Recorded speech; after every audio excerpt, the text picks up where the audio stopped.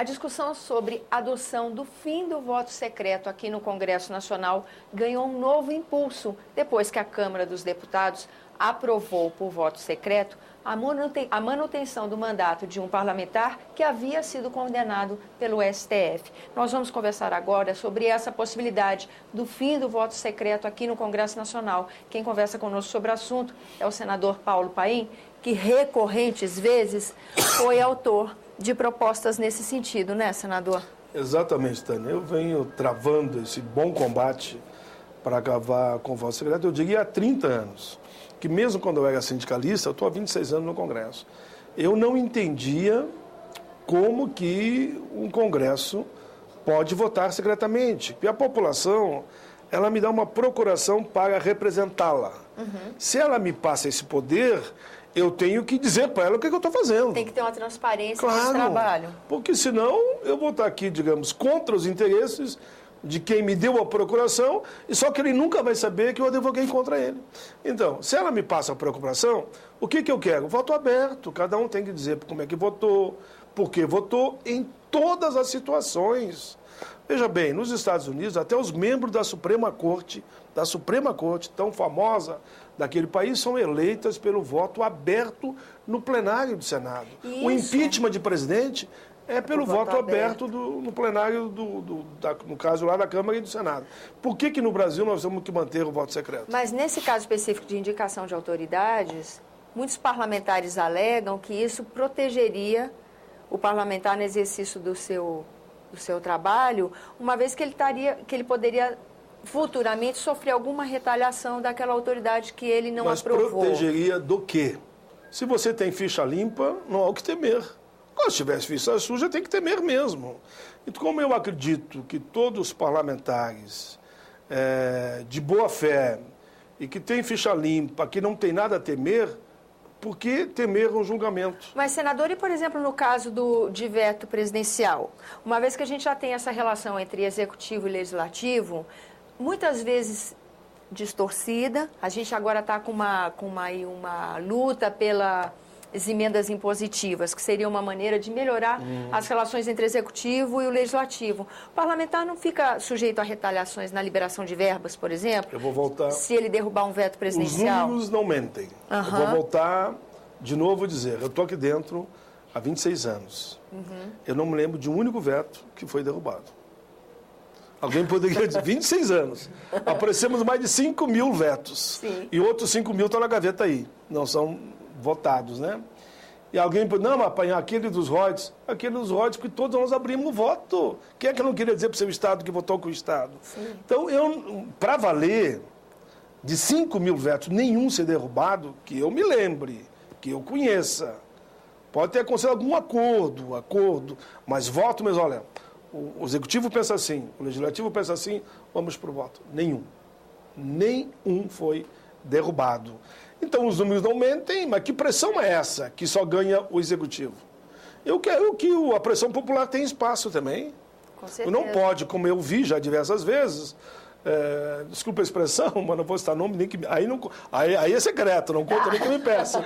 Eu vi gente com um telefone no ouvido dizendo para Pedro, não, pode contar comigo. E no outro para Paulo, que era opositor ao Pedro, pode contar com o meu voto. E como é que ele votou? Nunca o senhor vai saber, nunca a senhora vai saber, e nem aqueles que ele prometeu vão saber como é que ele votou. Não dá. O parlamento, quanto mais transparente, é bom para o combate à corrupção, é bom para a ética, é bom para acabar com as negociatas. Eu acho que a presidente da República tem que saber como o país vota. Por que não? Eu sou da base do governo. Algumas coisas eu não voto. E eu não escondo. Fator previdenciário. Vamos apreciar o veto. Como é que eu vou votar? Alguém tem dúvida no Brasil? Não tem. Não tem. Né? Seria um caso de esquizofrenia. Exatamente. Prende porque enlouqueceu. O aumento do salário mínimo dos aposentados. Alguém tem dúvida como é que eu vou votar? E se alguém vetar, como é que eu vou votar para derrubar o veto? Então, cada um assume as suas posições. Inclusive, às vezes, você assume um voto aberto que não agrada a todos. Bom, mas isso é a vida, né? Alguém já disse que toda unanimidade é burra, né? Então, por que ter medo do voto aberto? Essa é a pergunta que fica, não há razão. Alguém me diz, mas financiador de campanha, mas e eu com isso? Com financiador de campanha? Agora, eu não estou aqui dentro para fazer política para quem financiou a campanha de Pedro, ou Paulo ou João, ou até do meu partido. Eu estou aqui para defender um programa de governo, um programa que eu defendo e defendi no longo da minha vida, e não vou mudar isso. Então, não vejo, olha, sinceramente, sem nenhuma maldade, respeito quem pensa diferente, mas eu queria um argumento sólido, um somente. Eu tenho uma pilha de argumentos sólidos para acabar com o voto secreto. Inclusive apoiado em números. Em números, com dados e com números. E pegando, inclusive, no Brasil mesmo. São Paulo não tem mais voto secreto. Para tudo. Rio Grande do Sul não tem mais voto secreto. Para tudo. Paraná não tem. É uma evolução desse relacionamento. Claro, Roraima não tem. Minas Gerais foi agora, recentemente, não tem mais. Centenas de câmaras de vereadores também não tem. Inúmeros países do mundo caminham para isso. Não deve o Congresso ficar para trás. Claro, né, o voto secreto, para mim, lembra o tempo da ditadura. Que você tinha medo, Exatamente. Aí sim, tinha que ter medo mesmo. Conforme votasse, era outro. Além de perder o mandato, poderia colocar muita coisa perder a vida, enfim. E de família. Exato, exato. Era outro aí era momento. outra história. Mas no Estado democrático de direito, eu queria que alguém me mostre um argumento sólido, pelo menos só um. Porque o que eu ouço, sinceramente, não são sólidos. Senador, com todo respeito a quem pensa diferente. Toda vez que o senhor apresentou proposta para o fim do voto secreto, isso quando a gente fala assim, nos casos previstos na Constituição. Então, projeto de emenda à Constituição, vamos alterá-la. Mas o regimento interno da Casa também tem seus casos previstos, como é, por exemplo, a eleição das mesas de comissões e do próprio Senado. Quando o senhor faz uma PEC, automaticamente o regimento também muda? Eu entendo que a matéria correlata e o que tem que fazer é apenas uma adequação. Se a gente aprova uma emenda constitucional que não vai conservar voto secreto em nenhuma situação, inclusive a CCJ Constitucional já aprovou 2 vezes. Aprovou a PEC 50 por unanimidade, para fim do voto secreto em todas as situações de minha autoria, e também a PEC 20 de minha autoria em todas as situações. E já tem um projeto de resolução. Aprova a PEC, inclusive, e em seguida o projeto de resolução, só mudando o regimento, dizendo que, cumprindo já o que manda a Constituição, nada será secreto aqui dentro do Congresso, inclusive a eleição de membro de mesa ou de comissão.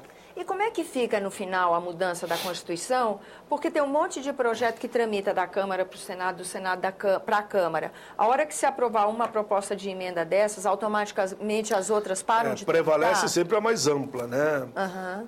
Como a da Câmara, já quando aprova numa casa, a outra casa tem que deliberar sobre aquela. Certo. Né? Como a minha não foi aprovada no plenário, não foi para a Câmara ainda. Como a da Câmara já foi e contempla tudo que está na minha, eu digo que o que interessa é a causa e não a coisa, né? Uhum. Não interessa, para mim, o importante é embalar a criança, ajudar a criar a criança, a ter amor pela criança. E não só dizer que é o pai, dizer que o pai não é nada para mim, né? Então, essa emenda que vem da Câmara, temos que aprovar ela. Ela aprovada, em seguida é promulgada, e já, quem sabe, a partir de 1º de outubro, nós estaremos podendo dizer que no Brasil não existe mais voto secreto. Com certeza, senador. Muito obrigada pela sua entrevista, seus esclarecimentos aqui no nosso programa. Eu que agradeço. É a seca de Brasília, seca né? de Brasília. Incomoda mesmo a garganta. Agradeço a você que nos acompanha aqui no programa Argumento. Eu sou Tânia Horman e você pode participar do nosso trabalho. Dê sua sugestão, faça sua crítica pelo 0800 61 2211, ligação gratuita, ou acesse www.senado.leg.br/TV. Até a próxima.